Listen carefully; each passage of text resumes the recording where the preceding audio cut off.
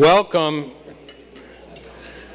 to the panel for the discussion, Is it time to end life tenure for federal judges? A topic for which I hope the presumption against retroactivity applies.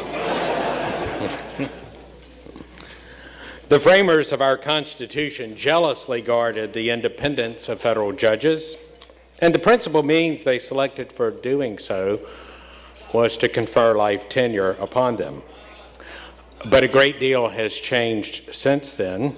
At the founding, federal judges were not alone. Most state judges enjoyed life tenure as well. But now federal judges are almost entirely alone, not only in the United States, but in the world. Life expectancies are longer today than they were, of course, 200 years ago. And some say the process for selecting federal judges has become more political. Imagine. Recent polls show that over 75% of Americans want to end life tenure. Is it time to end life tenure? Are there ways to end it that do not require a constitutional amendment? Our panelists will debate these questions. I'm going to introduce each of our panelists. The Federalist Society, of course, is assembled as always, an all-star panel for the discussion of this topic. I'm going to introduce them in the order in which they will speak. Each of them will have 6 to 8 minutes within which to give opening presentations. We'll have then some discussion among them, perhaps some questions from their moderator, and then we'll open it up to questions from the audience. Our first speaker will be James Pfander, who is the Owen L. Kuhn Professor of Law at Northwestern University Pritzker School of Law. His teaching and research focuses on the role of the federal judiciary, and his latest book is Constitutional Torts and the War on Terror. A member of the American Law Institute, Professor Pfander recently concluded his work as a reporter consultant to the Federal State Jurisdiction Committee of the Judicial Conference of the United States. He has served as chair of both the federal courts and civil procedure sections of the Association of American Law Schools. Norman Ornstein is a resident scholar at the American Enterprise Institute, where he studies politics, elections, and Congress.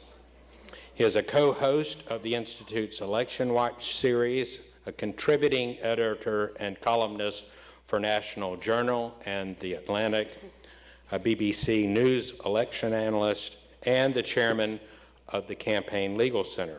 Dr. Ornstein previously served as co-director of the AEI Brookings Elections Reform Project and senior counselor to the Continuity of Government Commission. He is a fellow of the American Academy of Arts and Sciences. David Strass is a judge of the United States Court of Appeals for the Eighth Circuit. Before serving on the Eighth Circuit, Judge Strass was an associate justice of the Minnesota Supreme Court. Before he became a judge, he was a member of the faculty of the University of Minnesota Law School. You know, in football, we used to call it Minnehaha, but now they actually can play it. There, he taught and wrote in areas of federal courts and jurisdiction, constitutional law, criminal law, and politics. Judge Strass served as a law clerk to Justice Clarence Thomas on the Supreme Court of the United States. Stuart Taylor is a Washington writer focusing on legal and policy issues and a National Journal contributing editor. He occasionally practices law. Taylor has co-authored 3 books. All have been acclaimed by commentators across the ideological spectrum. Since 1980, he has done reporting and commentary about issues ranging from the biggest Supreme Court cases to race, voting rights, excessive criminal penalties, campus rape processes, journalistic bias, war powers, guns, civil liberties, education, impeachment, and other issues. He's often been called one of the nation's best legal journalists and is known for challenging both liberal and conservative conventional wisdom. Carrie Campbell-Severino is the Chief Counsel and Policy Director of the Judicial Crisis Network and co-author with Molly Hemingway of the best-selling book, Justice on Trial, The Kavanaugh Confirmation and the Future of the Court. She writes and speaks on a wide range of judicial issues, including the constitutional limits on government, the federal nomination process, and state judicial selection. Ms. Severino also served as a law clerk to Justice Thomas on the Supreme Court. So, without further ado, Professor Fander. Thank you, Judge. Much of my work, much of my work on the independence of the federal judiciary focuses on questions separate from life tenure. I've taken tenure during good behavior as a given in thinking about the Article III judiciary, and have asked questions about the other provisions of the Constitution that secure an independent judiciary. These additional safeguards of independence strike me as worth briefly sketching as a prelude to the panel's more focused assessment of life tenure itself. So let's catalog the protections of judicial independence in the Constitution and place them in historical context. Article 3, as you know, vests the judicial power in one Supreme Court, and such inferior courts as Congress shall, from time to time, ordain and establish. It provides that the judges, both of the Supreme and inferior courts, shall hold their offices during good behavior and shall at stated times receive for their services a compensation which shall not be diminished during their continuance in office. It's the good behavior clause, needless to say, that confers life tenure. Additional protections appear elsewhere. Article 2 provides for presidential nomination and appointment, as we all know, and the impeachment clauses in Article 1 and Article 2, much on our minds these days, provide for the removal of judges on impeachment and conviction of high crimes and misdemeanors. So, bracketing for now the good behavior provision, I want to talk about the other provisions of the Constitution that help ensure judicial independence. So first, the provision for the payment of a compensation for judicial services not diminished during their continuance in office. Second, the protections of independence entailed in the provisions for judicial removal from office.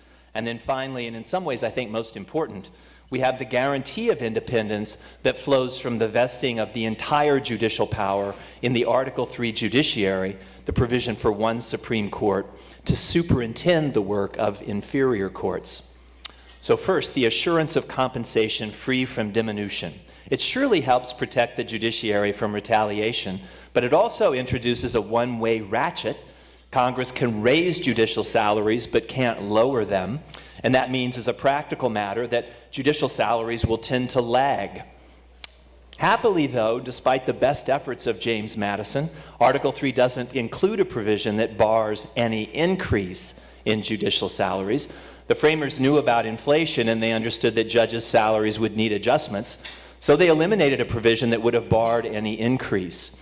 And I'm sure my judicial colleagues will be happy to know that the framers rejected a provision that would have hedged against inflation by calibrating judicial office salaries in terms of such commodities as wheat or tobacco. Apart from calling for the payment of salaries, the framers also appear to have ruled out the payment of fees. This was an important structural choice. It made compensation by way of salary a fixed feature of the judge's package and ended the practice that was common in the colonies and in England of paying judges in part through the fees paid by litigants in the course of litigation. Superior Court judges in England earned an enormous amount of money from the payment of litigant fees and the sale of judicial office.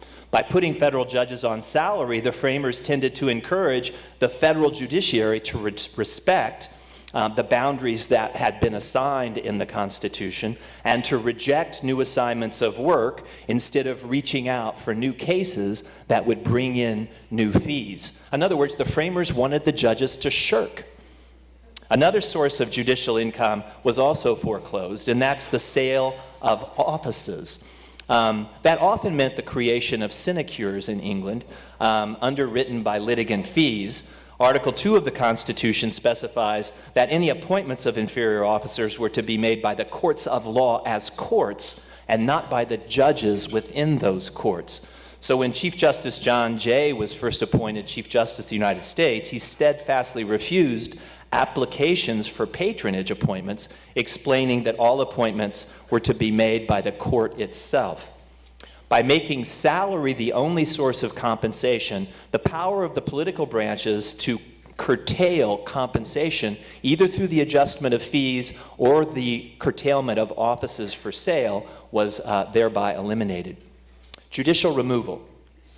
Next, the provision of independence provided for in the provisions for removal for office, Some have argued that it would be permissible for Congress to create a mechanism for the removal of federal judges outside of the impeachment and removal provisions by empowering the courts to adjudicate scire facias claims to curtail access to judicial office for misbehavior. And without belaboring the point, I think there's very little evidence to support that claim, either in the Constitution itself or in the history that led up to it. The Constitution tends to create judicial tenure and other office tenures, and also to provide a specific way to curtail that tenure. That's true of members of Congress, it's true of the president and the vice president, and it seems to be true of judges as well. Other forms of removal were considered at the Philadelphia Convention, such as removal upon the address of the legislature.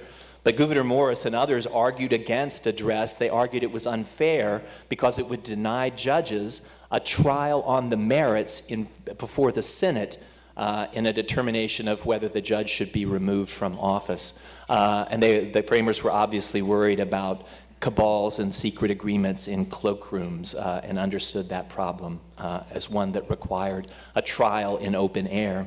So for these reasons, I find it difficult to believe that the framers meant to leave Congress free to specify judicial removal through any proceedings other than impeachment and conviction.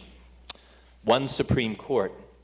The provisions of Article 3 that vest all the judicial power in the federal courts and establish one Supreme Court to supervise the whole judicial structure establish important protections for independence. By requiring supremacy and making other federal courts inferior to the Supreme Court, the framers barred Congress and the President from acting either alone or together to set up new courts and vest new or alternative forms of judicial power in them. Congress can provide for new courts and the President can staff those courts, but they all have to answer to the Supreme Court of the United States. Which brings us in a roundabout way back to the problem of life tenure. Congress has created and the President has staffed a host of federal courts that employ judges lacking life tenure. When one considers administrative law judges, bankruptcy judges, magistrates, military judges, we have an untenured federal judiciary that dwarfs the size of the Article 3 judiciary. So if we say there are roughly 900 federal Article 3 judges, we could compare that number to 1,900 ALJs, 350 bankruptcy judges, 540 magistrate judges, and several military appellate court judges. We have, in short, accepted a substantial curtailment of life tenure by creating judicial offices for judges who lack Article 3 protections. But we make our peace with these non-Article 3 judges by making sure their judicial work remains subject to the oversight and control of the Article 3 judiciary. In other words, we accept a measure of non-Article 3 control at the bottom end of the judicial hierarchy, but we've so far declined to accept anything less than tenure during good behavior at the top. So now my colleagues will let us know if it's time for the top to change. Judge. Thank you. Dr. Ornstein. Thanks, Judge Pryor. So I've been an advocate of term limits for Supreme Court justices for more than 20 years. And I just want to lay out 3 reasons why and talk about what I would like to do, which would be single 18-year terms staggered so that for every presidential term there would be an opportunity to fill 2 vacancies. So 3 reasons. The first, and it really began to build on me more than 2 decades ago, that the temperature obviously was rising every time there was a vacancy in the Supreme Court. Same has been true at other levels, and particularly the appeals court level, but more for the Supreme Court. The court is now making more and more decisions, policy decisions that affect the daily lives of Americans.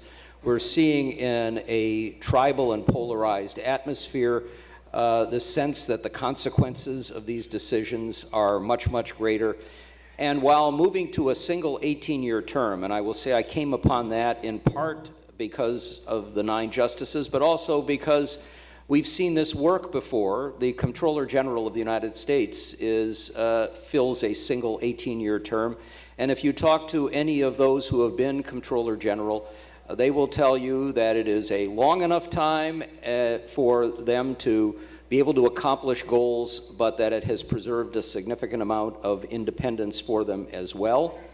And it would, I think, make a difference. The second is I'd like to remove the actuarial game that we have here. The idea that a president in a term might be able to fill 4 vacancies for the court and another president none. And given that people can serve on the court for 30, 40, 50 years or more, long after those presidents have left office, the idea of creating a better balance also, I believe, would add to the legitimacy of the choices and of the court. And thirdly, I want to broaden the pool of those who would be considered seriously for a position on the Supreme Court.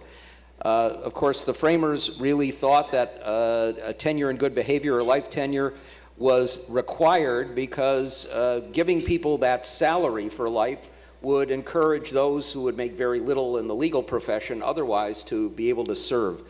I think what's happened in recent decades is that because presidents want to have that power of an appointment to the Supreme Court for as long as they possibly can, we now look at those who are much younger and basically disqualify those who are older. And that was particularly striking to me when I saw what I believed was a reality that a judge who I thought would have been superbly qualified for the court, J. Harvey Wilkinson, basically, because he was 60, was pushed to the side so that they could move to people in their 40s and 50s.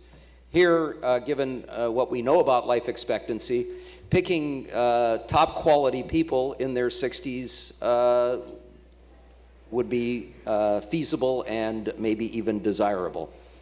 Now, finally, I would just say I believe this can be done without a constitutional amendment.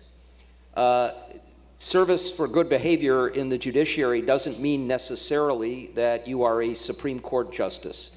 And one could move after 18 years to an appeals court, either an appeals court of the choice of the justice, or even by creating a special appeals court, or to senior status. You can preserve that constitutional requirement and do it, I think, without requiring a new constitutional amendment.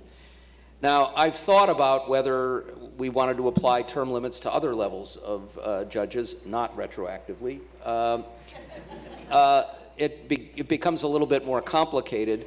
What I'd like to do is to see this done at the Supreme Court level, see how it works, and then get a discussion going about whether it would be something that would be applicable and desirable for courts of appeals, for example. Thank you. Thank you. Judge Strass.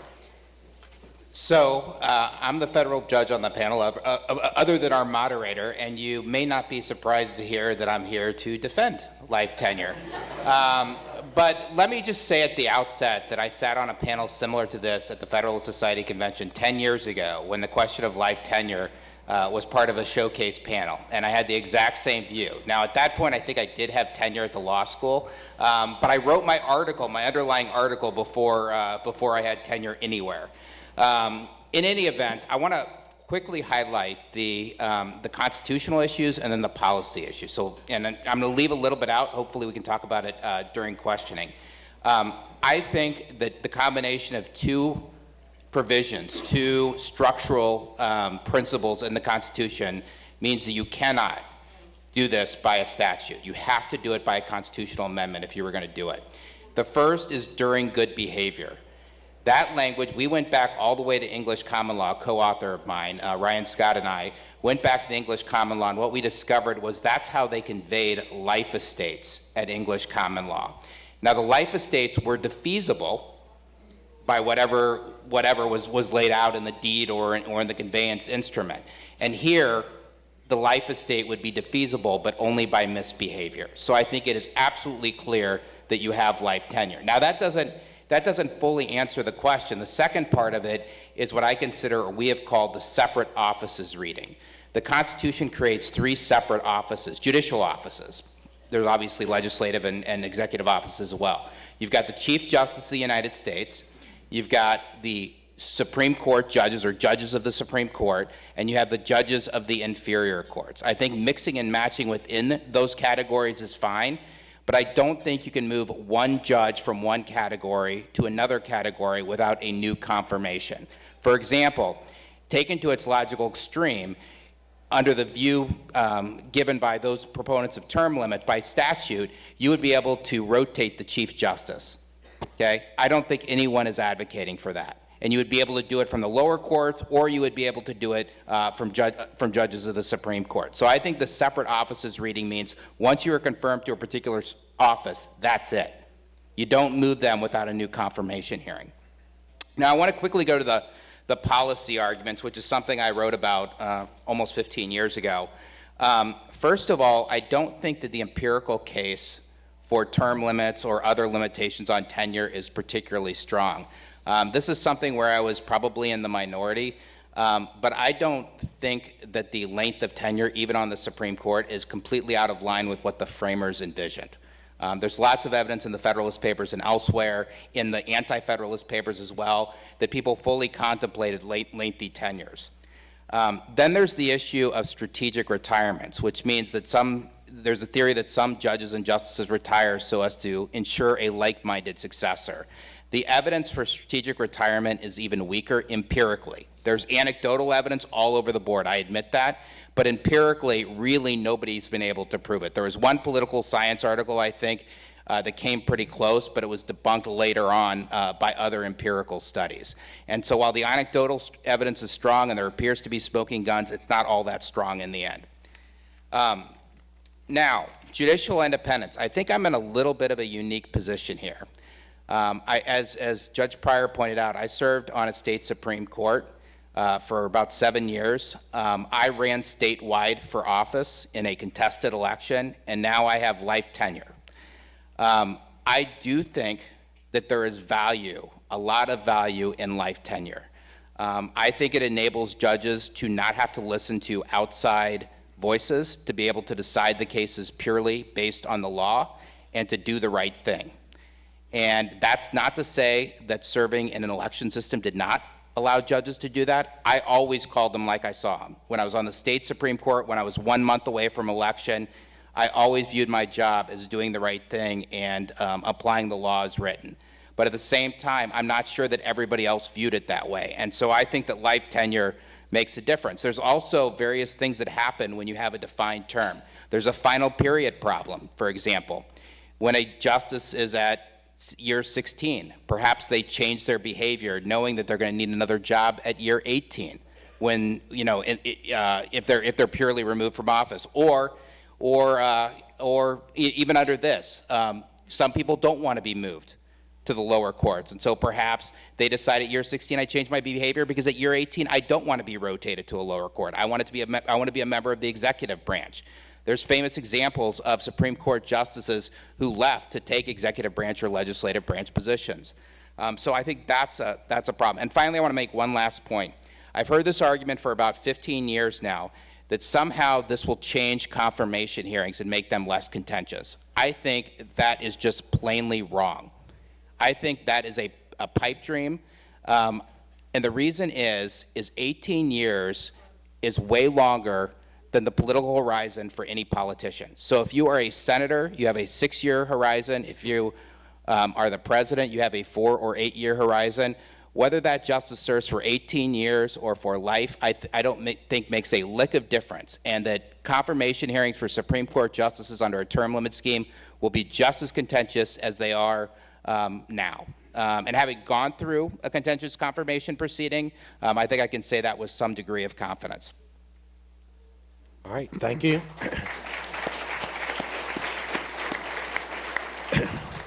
Mr. Taylor? Thank you, Judge.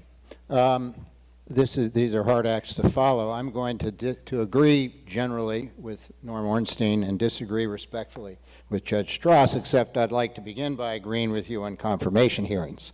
In fact, I stress at the outset that the biggest problems with the federal courts will not be solved or even much eased by ending life tenure. The central problem, I think, is the sharp ideological polarization between the 5 Republican Supreme Court appointees and the 4 Democratic appointees. It would still be a problem if the 5 and the 4 were differently arranged. And it reflects the polarization of the country. I don't think tinkering with appointment with life tenure is going to change any of that. In an era when the justices have given themselves and lower court judges vastly more political power than was imagined by the framers, polarization puts them at risk of being seen not as neutral arbiters of equal justice under law, but as gladiators in an arena ruled by unprincipled partisan politics, president, company accepted, of course. Term limits seem most unlikely to ease any of that, or the ugly partisan brawls that Senate confirmation proceedings have become. Indeed, they would make such spectacles more frequent. I nonetheless feel strongly that it is time to end life tenure for Supreme Court justices, perhaps not for lower court federal judges.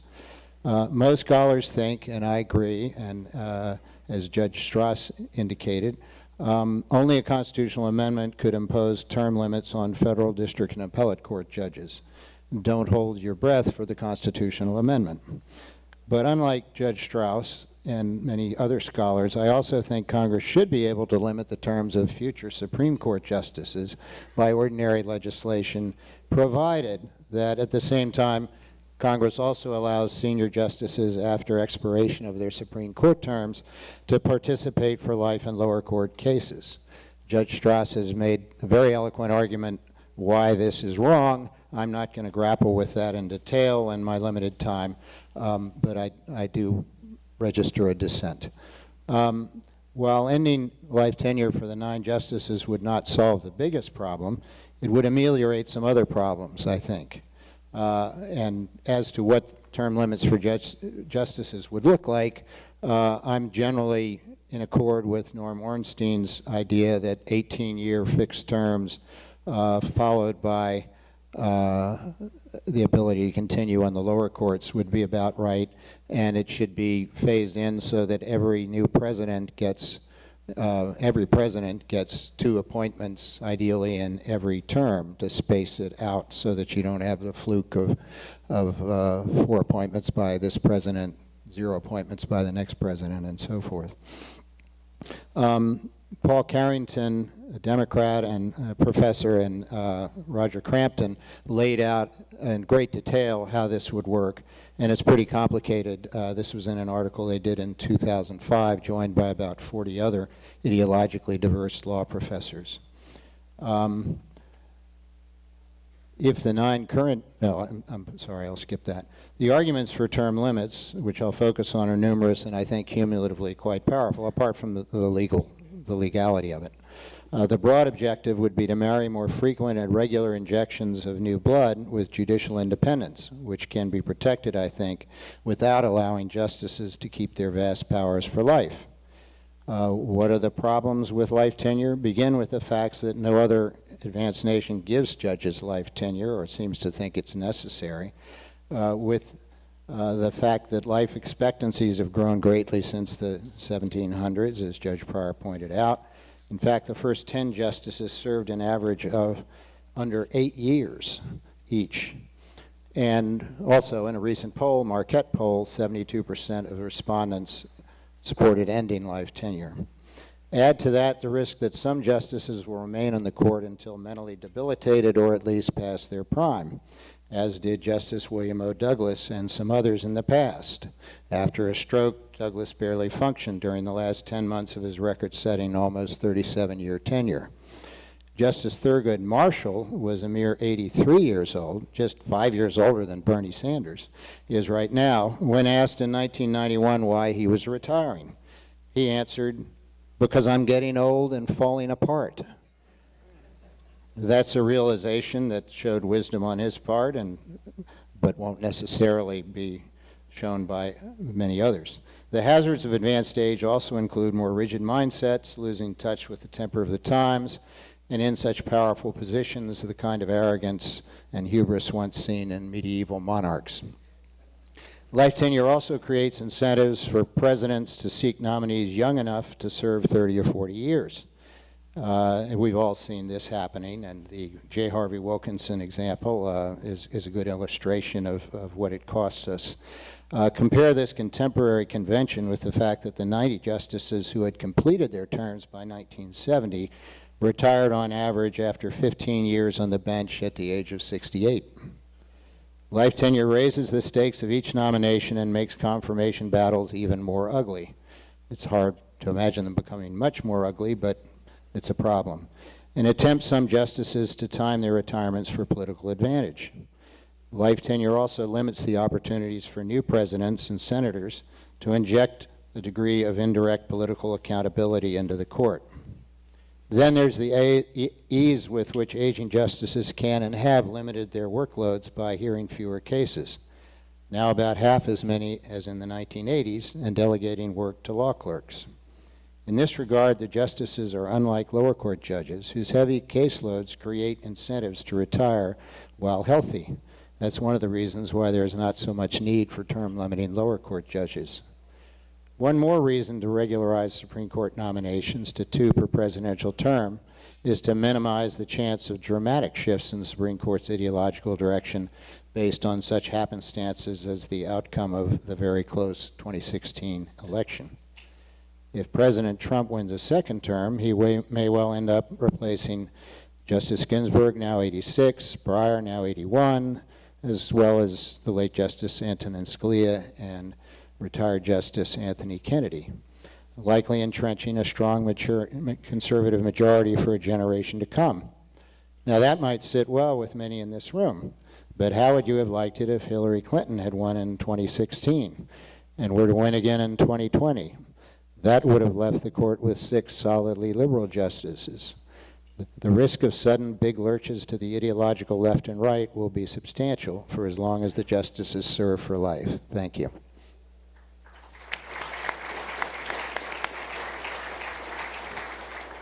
Ms. Severino? Thank you so much. My apologies in advance for my sore throat here. My husband commented this morning that I look a lot like a flight attendant today. I'm not actually planning on switching careers. I'm just trying to keep my throat in as good condition as possible. Tea and warmth. So calls for change to the life tenure process in the courts have been coming for almost as long as we have had federal courts. The earliest that I found, but there may be earlier, was in 1807 when Thomas Jefferson himself started calling for an end to life tenure on the court. So this is certainly nothing new. But I do think before we jump into the idea of changing it, as we should with anything, I mean, I guess being good conservatives in this sense, you should always figure out why was it there in the first place. G.K. Chesterton said, when you find a gate across a road or a wall as you're walking through somewhere, your first instinct shouldn't be just to tear it down because I don't know why it's here. He said, go home, think about it, figure out why someone put it there, and then you can come back. And if you can tell me you know why it's there in the first place, then I'll listen to you if you tell me to take it down.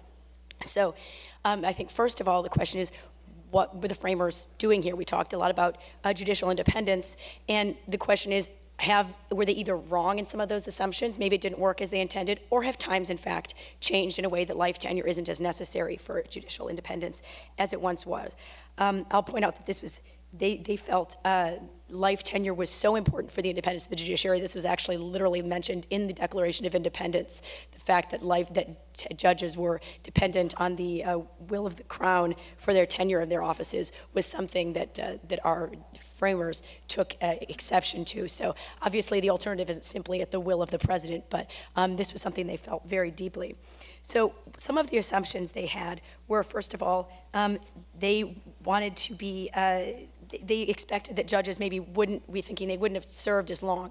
Life tenure, of course, was only in the around age 40 when, at the time of the Declaration of Independence and the Constitution. So maybe they thought people wouldn't serve as long. However, that was something that actually was contemplated in Federalist 79. Hamilton points out that having age limits on judges can be very pernicious. It would have eliminated people like Benjamin Franklin, who was 81, from participating in the constitutional conventions, and lists other Lord Mansfield and other illustrious jurists. So they realized that not everyone's going to make it to that age. That was twice life expectancy, but that those who did might actually still be able to serve very well.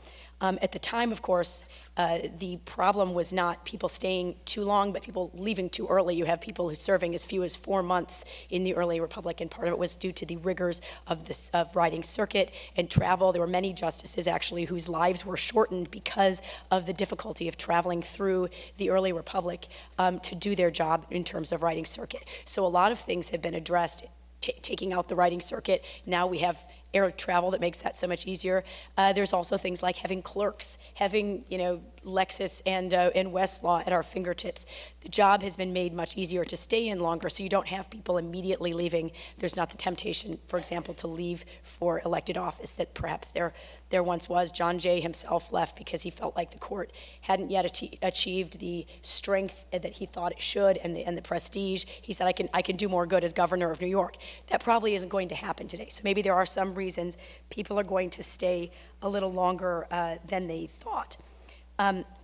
One of the other assumptions of the framers was that life tenure would be very important because judges, as Hamilton put it in Federalist 78, were the least dangerous branch because, as he said, if they exercise judgment, not will, they don't have the authority to make laws. But they also warned that if the judges were to have that power joined to the judicial power, that it would be very pernicious to have judges in life tenure. So I think we can query whether that has happened and whether we need to worry about judges having life tenure specifically because, as several people have mentioned, it's become a very political role, unfortunately.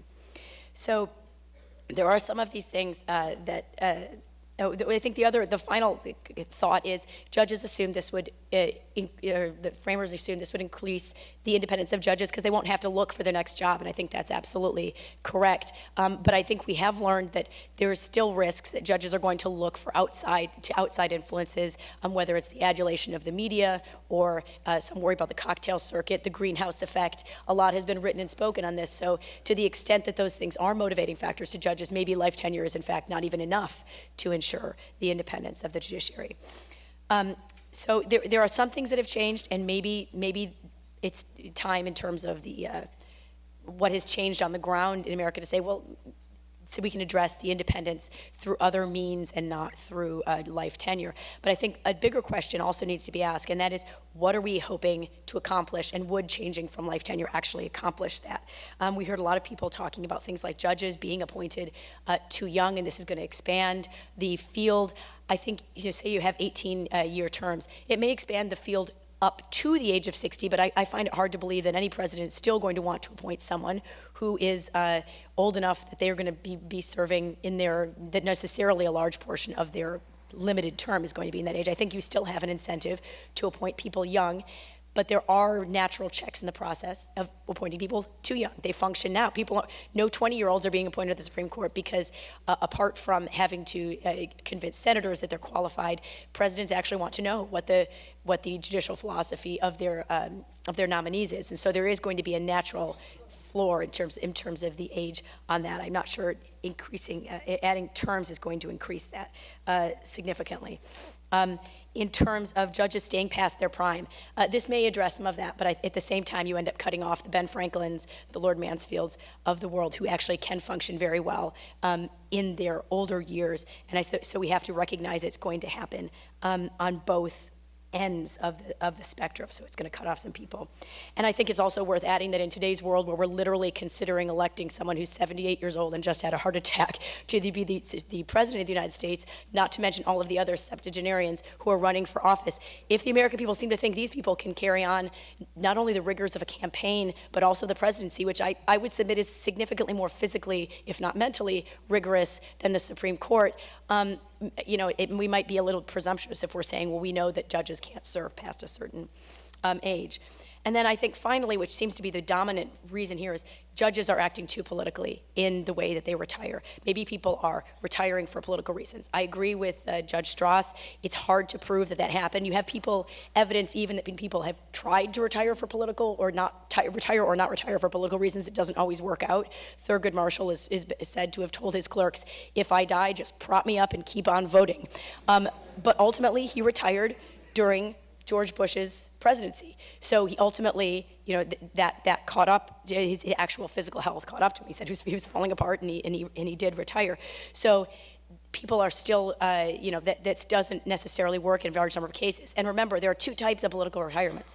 There are people who stay on past their prime. That, I think we should be concerned about making sure that people aren't judging past their prime. However, there are also people who retire early for political reasons. Say your term ends in what will be the first year of the next presidency.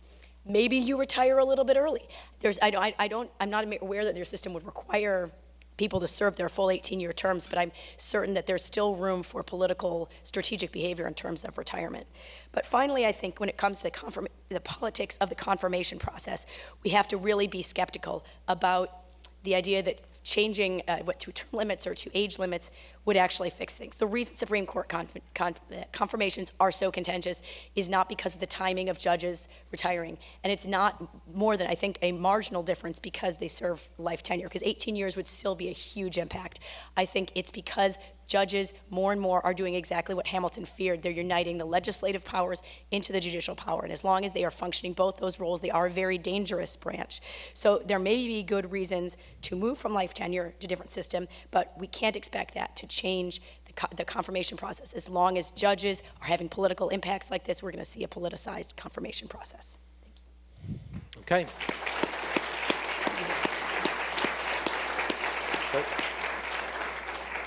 Let me first ask the panelists if there are any things they would like to say to each other. Yeah. Just a couple of comments regarding some of the things Judge Strauss said. One, on your term as an elected judge, and we could have a whole other panel on whether we should have elected judges, compared to having life tenure now. I think that's apples and oranges. An 18-year term is a lot different than serving as an elected judge.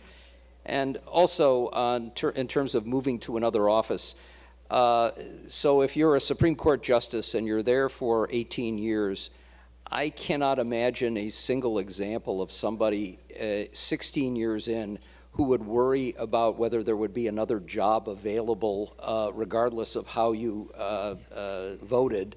And in terms of moving to an executive office or another office, there's nothing that prevents them from doing it now, leaving their life tenure to do that. That would be the case with a single 18-year term. And finally, in terms of the temperature, I do not believe that we would have a huge difference in temperature for an appointment for the 18-year term, although it might be a little bit if we create the sense that every president has the ability to pick 2 justices during that term. But where it may make a difference is if somebody leaves either voluntarily or for other reasons, and then there's 4, 5, 6 years left in the term, or maybe even 1 year left in the term. Let's say that we had this in application when Justice Scalia died, and let's say there were 4 years left in that term. The way in which I think the Senate and maybe the country would have looked at that position, if it weren't now picking somebody who might serve for another 40 years, but simply for the remainder of that term, it might have changed the way the Senate looked at it when Barack Obama was president, and it might have changed the way they looked at the Gorsuch hearings if that was to fill a much shorter term. So I think it could make a difference, although not a huge one. Yeah, just to respond, I agree with you that it is somewhat apples and oranges to compare a 6-year term with elections to an 18-year term. I would say, though, that an 18-year non-renewable term is somewhere in between, right? It's not a 6-year real short term, but it's also not life tenure. And so I think that where that balance is struck, I don't know, but I do think that there's value over life tenure versus an 18-year term.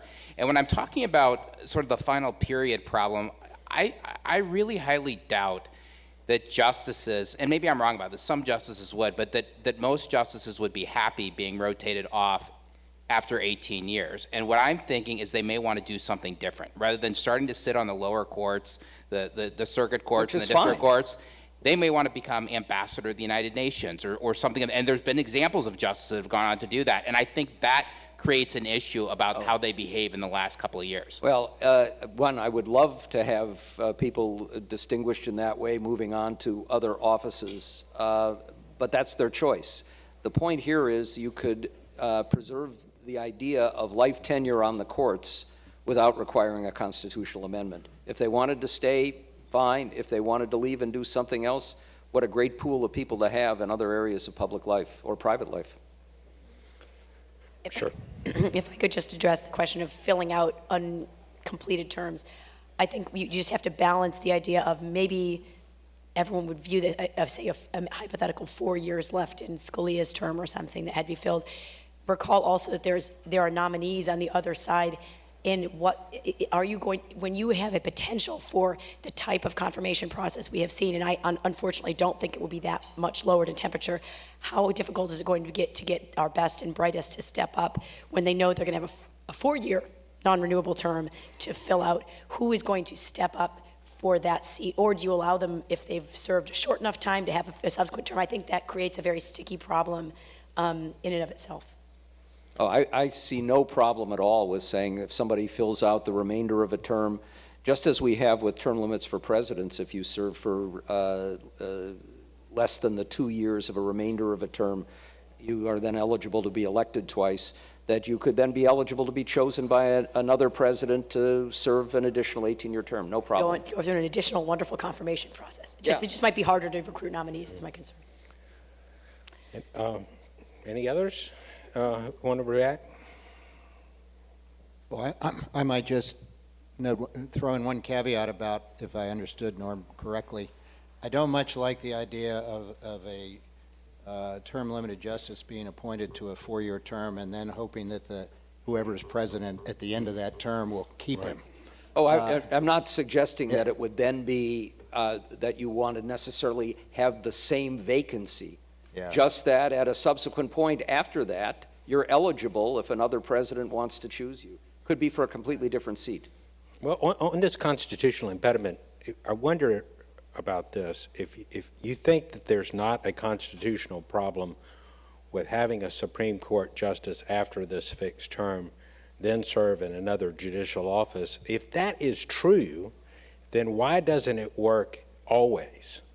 So that would mean, would it not, that through ordinary legislation, Congress could enable the president to move district judges to appellate courts or district or appellate judges to the Supreme Court without a new confirmation. Is that right? If you can move them down, why can't you move them up? I'm not sure about. I don't think it might be a problem. Yeah, I don't think that would be the case. But I'm also perfectly happy if that turns out to be a problem to simply move to senior status. And of course, what we have now is retired Supreme Court justices on senior status who often sit on appeals courts or do other activities in the judicial arena. Do it that way and avoid the problem. Now, one of the points Dr. Ornstein makes, Kerry, that you say, well, once you get past 60, if it's an 18-year term, you know, it really doesn't change the dynamic. But, I mean, what if they're in their late 50s? I'm asking for a friend.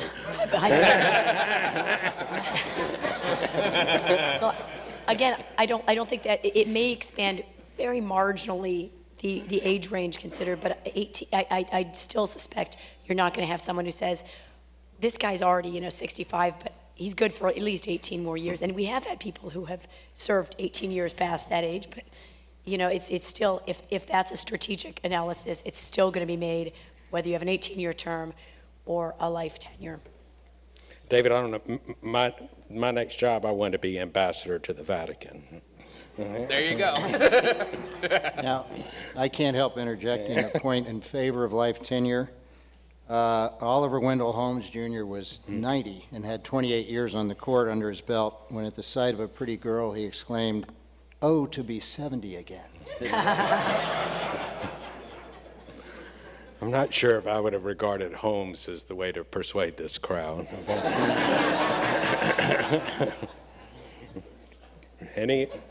Okay, we're now to the point of the program where we can take questions from the audience. Do we have microphones that are going to be available?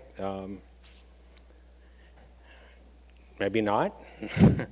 I have one reminder about questions. It's my usual caveat when I moderate a panel. We have panelists who are invited to be our panelists. All the rest of us have different roles.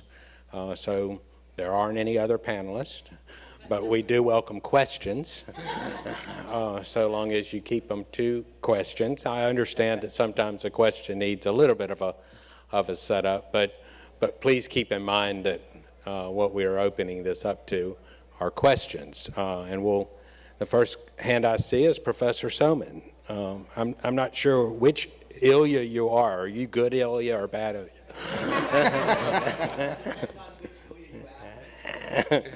Professor Soman. Thank you. So, for those who don't know, I'm Ilya Soman of George Mason University. I'm a law professor. There's also another Ilya Shapiro, who works for the Cato Institute. I'm asking the question purely on my behalf, not that of all Ilyas everywhere. I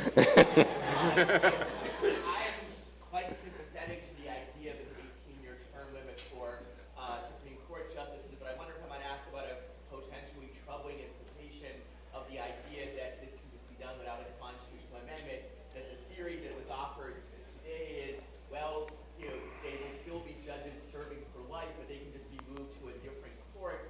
If that can be done just by ordinary legislation, would Congress then not have the power of just passing a law saying, we don't like the recent set of decisions these particular Supreme Court justices have made, so we're going to move them off the Supreme Court. They can still be federal judges, but they got to be, serving on federal traffic court in the middle of the Western tundra or something.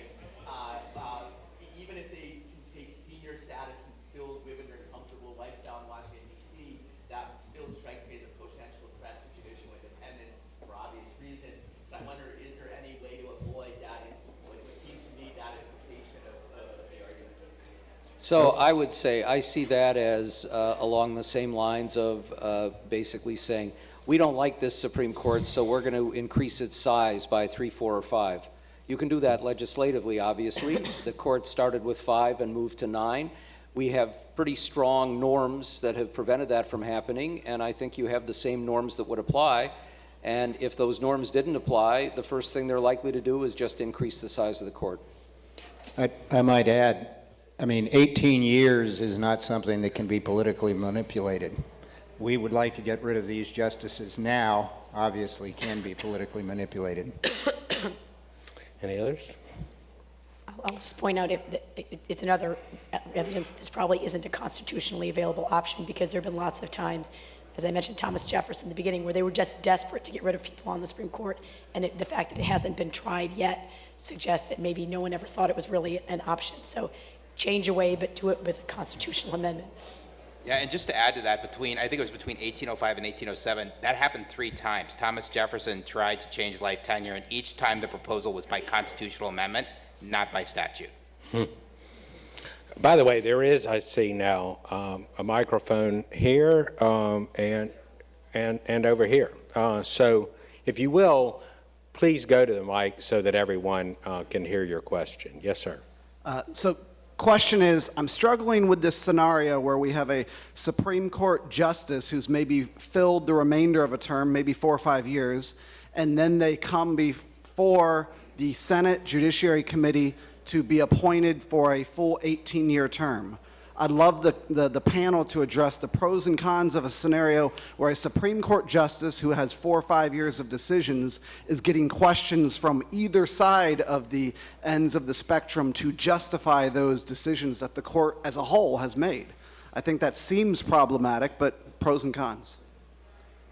I would just say we get the same dynamic now with people who've served on courts of appeals for periods of time and have to justify the decisions they've made or the decisions made by their courts. So I just don't see a huge difference there, and including a difference in the way that a nominee would address those issues. I feel a little bit differently. I don't like the idea of somebody serving 2 or 3 or 4 years and then having to try and get reconfirmed. And I think the solution to that is for any new justice gets 18 years, no matter how much was left in the term of the person he or she succeeds. The challenge, of course, the problem is it's a very complicated thing to do. If you do that, then the beautiful balance of bipartisanness or alternating presidents is going to get thrown off. And then there's also these weird long-term impacts of almost inevitably you're going to have some strategic early retirements there, and so it's going to throw the whole system off. So you could have someone who goes into their presidency knowing that unless someone retires off of their term, they would never get a Supreme Court vacancy. So it's complicated. Of course, there was a time when recess appointees sometimes served for a while before they were confirmed. I mean, Justice Brennan, for example. There was a time when that was actually a very successful strategy to getting confirmed, which actually raises some of the same concerns about having a short term and then being confirmed, because that's happened historically on a regular basis.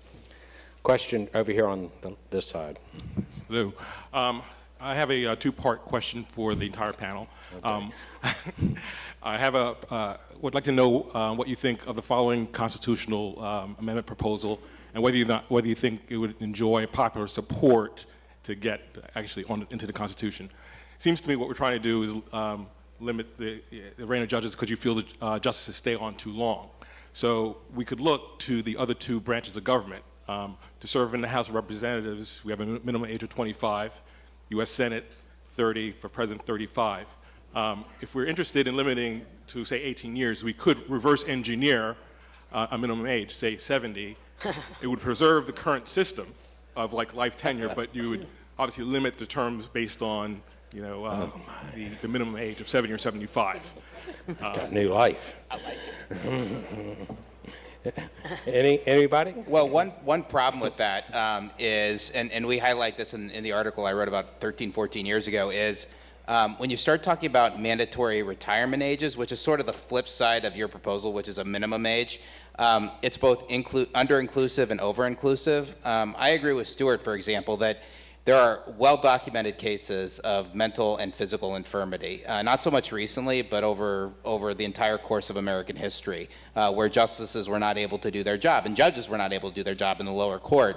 The problem is it's correlated with age, but you can't precisely figure out the time in which a judge is going to become infirm. So if you have a minimum age of 7, you may well be putting somebody who's going to, you know, end up with dementia 3 years down the road. And so that's not necessarily a great fix either. Any others? Is that you, Professor McGinnis? Yes, John McGinnis from Northwestern Law School. So I do think it's a very hard issue, but I wonder whether this would be Could you speak closer to the microphone? Yes. I do think it's a very hard issue, but I think I would like to ask about this possible downside of an 18-year term limit, which is that it might make the court actually more political rather than less, in the sense that a president is going to choose a justice with a great regard to the issue mix of the day, and therefore will be directing the judges sort of politically. Over time, issue mixes in politics change, and so you might well think that a judge who's there at 25 years or 30 years is less likely to be judging politically, but on some other basis. And we actually have examples of that in American history. The FDR was very concerned about the power of Congress and appointed judges who sort of all agreed on that and made a political change. But as they got older, they disagreed on questions of rights because that wasn't in the contemplation of the president. I'm skeptical.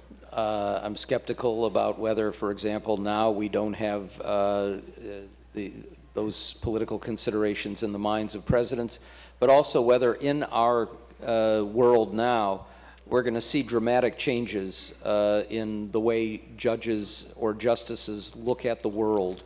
And if they're going to do that. We may see it emerge before the 18-year term, but I think we're not as likely to see that. And if the world changes, then after 18 years, you're going to have a different context to choose another kind of justice. I think there are problems, downsides to the 18-year term, and that's one of them, but it's pretty far down the list, I think. I'm not very worried that presidents are going to be thinking more than 18 years down the road when they're deciding who they want to appoint to the Supreme Court. Maybe there's somebody somewhere who would be thinking that way, but I can't think of any recent president who would have. Anyone else? This side? So it seems like there's a split on the panel on it being a problem that there's the length of terms that we have today and the somewhat random nature of how they get filled. There's also this problem that's been alluded to about court packing and what if we change the number of members on the court, and that could be done by ordinary legislation. Do you think there's a grand coalition out there for going to some kind of 18-year system, but at the same time putting in the Constitution that that there's a 9-justice limit? And would some of you maybe change what you think of what you've said already on the panel if we could make that coalition, that compromise come about? Or do you think it's a good idea at all? Well, I think one of the challenges with this in general is that so many times the clamor for changing something tends to follow the political trends. So, I mean, the fact that Jefferson was trying to change the Supreme Court had everything to do with the fact that he wanted to get rid of Samuel Chase and others who were opposed to him on the court. It wasn't necessarily a broad, high-minded, I'm thinking this isn't working for the court in general. And that unfortunately happens overall. So I think if it were to be a successful move to go to whatever type of 18-year thing, it would have to be done in a way that it was phased in so that it didn't have any predictable impact on one political side of the spectrum or another. I think that's going to be the real challenge, and maybe tying it with another, a anti-court packing strategy would be the thing. But I think trying to make it a nonpartisan enough issue that you could get the overwhelming support to have a constitutional amendment is the challenge, and that's one strategy. The other point I would make is, when you start tinkering with the Constitution, and particularly the structural parts of the Constitution, I wonder whether the cure is worse than the disease, and that there's a lot of unintended consequences that could come about that, even though I wrote on this subject and studied it for a while, I may have missed things, right? And so I don't know what it would do to our constitutional republic. And so I worry, without a compelling case for changing it, whether we should be tinkering. Anyone else? I would just suggest the possibility that the urge to tinker might be assuaged somewhat by going to 18-year term limits and take some of the energy away from the court packing urge to tinker. Yes. Agreed. Here. Yes. Hi, my name is Vishnu Chalad. I'm a 3L from Vermont Law School, and I just wanted to ask you guys what you thought about a compromise system where we kept the lifetime tenure, but we introduced a provision in the Constitution, through a constitutional amendment, of course, that allows the president to nominate a new Supreme Court justice every 4 or 8 years, depending on popular support, if they feel like the justices that are currently appointed aren't doing a good enough job. And then, of course, the Senate and the House confirms that nomination. What do you think are the pros and cons of such a compromise where we keep the tenure system, the lifetime tenure system, but we also have a provision that allows an easier process for the executive and the legislative branches to replace justices too? Thank you. I'd be a skeptic of that, partly because you could have significant periods where you have an even number on the court, which could mean deadlocks and many decisions. But you could also then end up with a very, very large court. So I'm not sure that's a direction I'd want to go in. Yes, ma'am. Hi, Judge. Hey, Krista. Quick question, primarily for Judge Strauss. Does the separate offices idea mean that the current process of sitting by designation is constitutionally suspect, at least across courts? I think the answer is no, and this gets back to what your primary responsibilities are. If you are a circuit court judge, for example, sitting as a district court judge, or even a Supreme Court justice. There's a famous example where Chief Justice Rehnquist sat by designation in the Eastern District of Virginia and then ended up promptly getting reversed by the Fourth Circuit. I think that's fine because you're still carrying out the duties of your office. Where it becomes iffy is where after 18 years you're now effectively in a different office entirely, and therefore that's where the separate offices reading, I think, really comes in. Well, and that's really supported, isn't it, by the fact that at the founding, Supreme Court justices rode circuit. Right. Right? Which was the equivalent of designation, sort of. Yeah, the equivalent. Except for there weren't no circuit justices, right? It was the district judge and then 2 Supreme Court justices were the circuit court. Right. So that was actually part of the requirement of the job initially. Right. But it was the definition of the office. Right. Question from the middle. Yes, my name is Joe Brannigan. I'm a Superior Court judge out in San Diego, California. I was elected in 2004 and have run for re-election every 6 years. Recently, a judge up in Northern California was recalled after a controversial decision, followed the probation officer's recommendation, and gave probation to a young man from Stanford that had, a swimmer, I think, from the swimming team, had been charged with sexual assault, convicted, pled guilty, actually. So I guess my question for the panel is, there's a real-life example of what judges who are up for re-election every 6 years have to consider, and I'm with the judge here that said that you put. So is there a question, or is this a? Yeah, the question is just what the panel thinks of a real-life case like that. Does that have any effect on their position? I happen to believe electing judges is an abomination, that it gets directly into the political arena, and I think your case, that example is a good one. It's also what we've seen in many instances where you have judges running for election who feel they have to pander to political judgments out in the country, and then there are questions of campaign contributions, where they come from and how they're raised. So to me, that is a good example about why we shouldn't have elected judges, but it has nothing to do with a single 18-year term for a Supreme Court justice.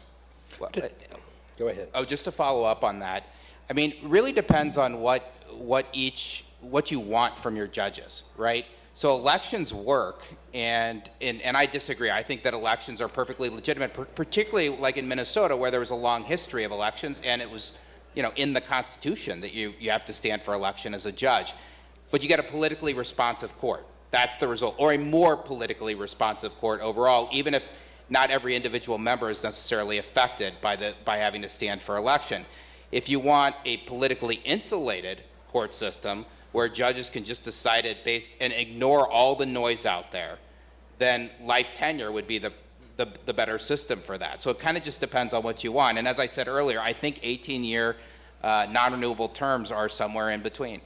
I mean, doesn't that really strike, though, at what is the meaning of judicial independence? That is, independence from what? Is it independence from the people, or is it meant as independence from the other branches? Do you have a perspective about that? We just heard some lectures from Professor Gordon Wood on the subject, and he said one of the unintended consequences of Hamilton's claim that judges were really the agents of the people, just like members of Congress were agents of the people and the president was an agent of the people, is that it became natural, even though not welcome from Hamilton's perspective, it was natural then to argue that as agents of the people, the sovereign people, it was appropriate then to elect the judges and not have them appointed in this indirect way that we've now inherited. There's a lot of evidence, political science evidence, that suggests that in the run-up to elections, the behavior of judges change. The political scientists have focused mostly on changing vote patterns in criminal cases, and the evidence suggests that fear from the political process does induce a tougher on crime voting pattern among state judges standing for office. So there's but another would the fact. founders have understood Right. independence to be independence from the public, or did Hamilton's formulation really suggest that what they were concerned with was independence from the other branches? It's structurally, I think, in terms of the other branches. I agree with you. I just point out Joseph Story actually talked about it in terms of both. And he said you have to have judges who are going to be independent, because sometimes making the right decision is also going to make you very unpopular. So it goes both ways. But also, I think the idea of electing federal judges wasn't even part of the conversation at the time, right. was it? No. And so I think that suggests that they wanted independence from the people as well as from the other branches. So I think it was done in many states early on, so it's hard to know. So, next question. Hi, Rob Chatfield, Free to Choose Network. I've heard a couple of people advocate for each president being able to nominate two, but nobody talked about when in their term they would do the nomination, beginning, middle, end of term. Well, you stagger these, obviously, and we phase it in as justices leave. So I think it probably is not necessarily going to be everyone comes right at the beginning or the end of a term. It's going to be somewhere perhaps in between. Now, if you started from scratch, you'd probably want to have either both at the beginning of a term or one at the beginning and one 2 years in. But we're not starting from scratch. Yeah. Next question. Given what we've seen of the legislature, what does this kind of proposal mean for the legislative function? We're turning the legislature into electors of the Supreme Court, which shall govern us. That's a conundrum posed to you. I honestly don't see any difference from what we have now. You're still going to have a confirmation process that's comparable to what we have now. Just it'll be on a somewhat more regular basis. Yes, question. Hi, I'm Olivia O'Sullivan from the Federalist Society, and I'm just asking, what role do you think seniority plays on the dynamics of the Supreme Court, and would that be lost or enhanced with the implementation of 18-year term limits? Have any thoughts about that? I doubt that seniority has a very big effect on the workings of the court, and therefore, although this would obviously skew who has more seniority, I doubt that would have a very important effect. I do think that one thing that it would do, and whether you view this as good or bad, I'm going to leave that to all of you, but a number of justices, I think Justice Kagan said this most recently, that every time you add a new member of the court, it changes the court, it makes a new court. And so if you're changing the court every 2 years, that is not the seniority part, but that's going to fundamentally change the dynamics of how the court functions. Now, whether you think that's a good thing or a bad thing, I'll leave that to you, but I do think it's an important consideration. If you walk out to the hall, please try to do it quickly. That is a distraction. Yes, sir. Hi, my name's Dave. I'm a law clerk to Judge Strauss, so I'm biased in some ways, but and nervous. A little bit. I don't want to embarrass him, so my question is, I guess you already have. Fair enough. So I guess the opposite of retrenching new majorities and having a long influence on the court is constant shifts. So if every 2 years you're changing the composition of the court, you're also potentially changing controversial decisions. And I wondered if people thought that was a good or bad thing, or if they disagreed that that would be an issue at all. We have fairly frequent changes in the court now. Partly what I would hope would happen is that if you get 18-year terms, that means that in some ways you're getting a little bit closer to what voters in general think, that the changes are going to be fairly gradual, but they're going to be ones that will be more reflective of where we are as a country at the time that these changes take place than what we have now. And what I see happening now, you're right, we're not getting 20-year-olds nominated, but the trend is moving downward. We're likely to get, and we're seeing now nominations for appeals courts of people in their early to mid-30s. I'm not sure that's a very good thing. I suspect the tendency as we move to even more partisan and tribal times is going to be to try to extend your influence in the political arena as long as you possibly can after voters have decided they wanted to move in a different direction.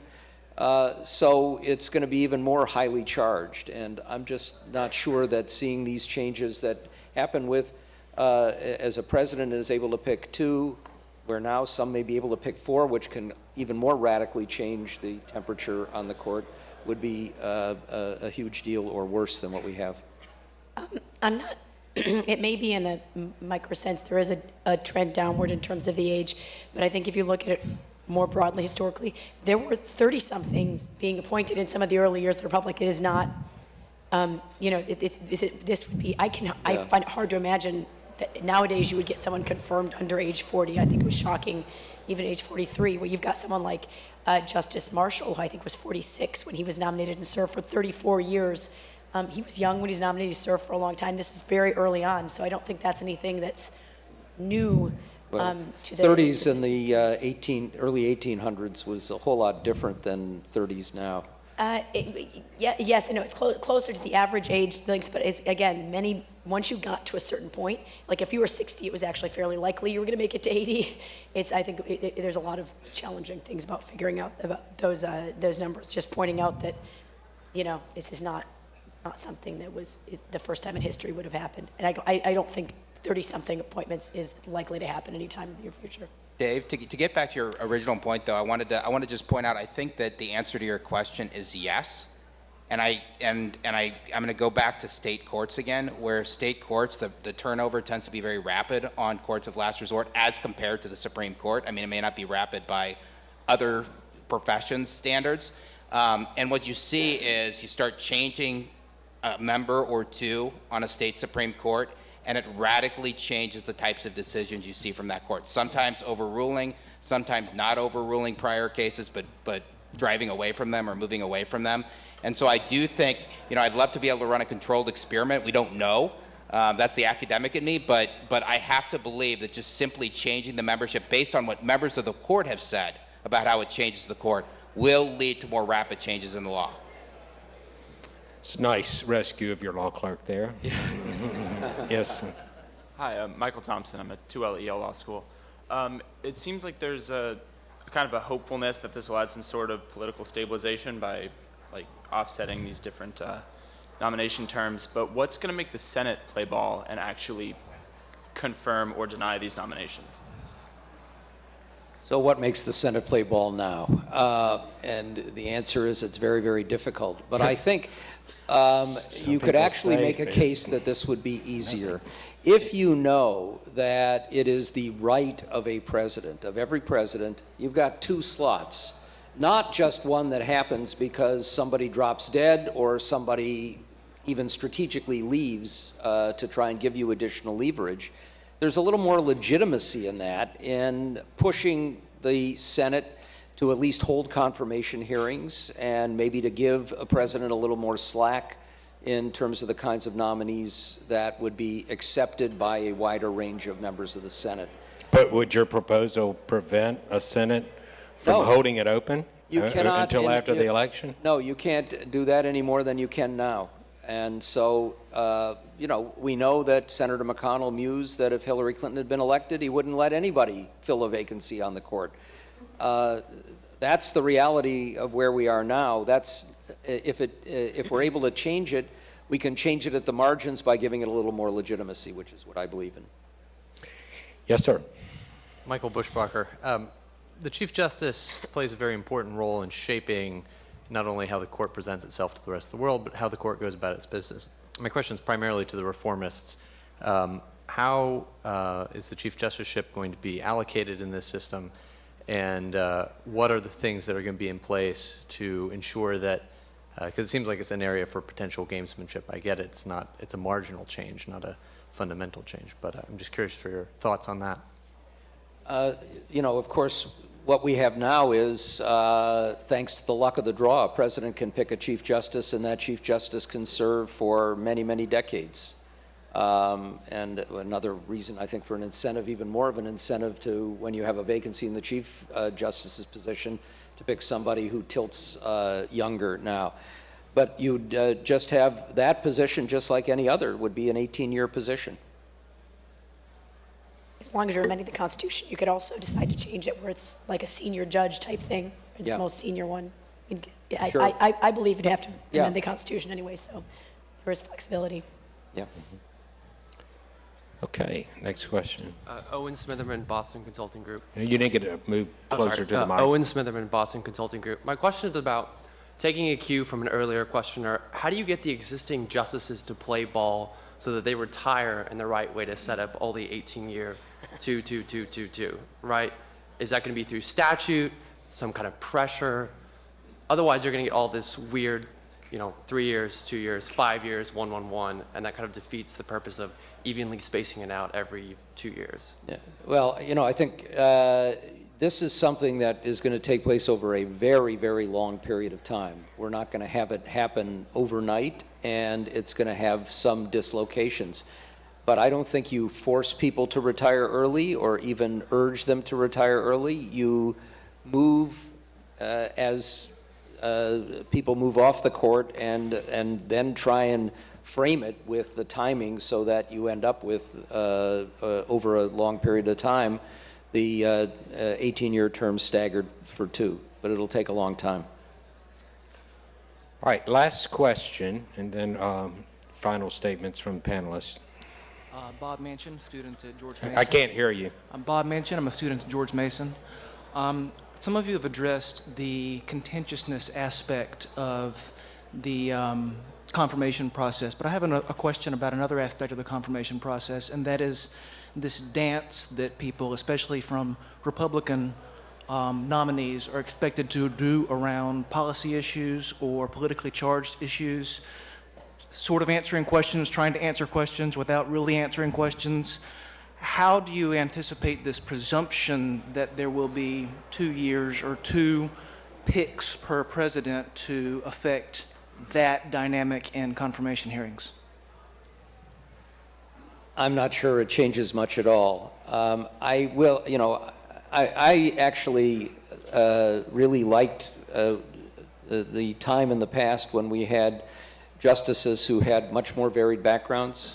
A majority of members of the Supreme Court had served in an elective office when Brown v. Board of Education was decided. I think it made a significant difference. I'd love to get people who've had a range of life experiences. We now live in an era where presidents don't want to pick justices who might change over the course of their tenure, or where they are not pretty certain about where they fall on issues that they and their parties care about.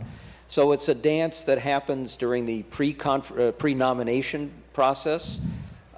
It's why we now almost exclusively look to appeals courts for people who've served for a period of time, so you're pretty damn sure where they're going to go. I don't like that, but that's the world we live in, and I don't see that structural change is necessarily going to change that.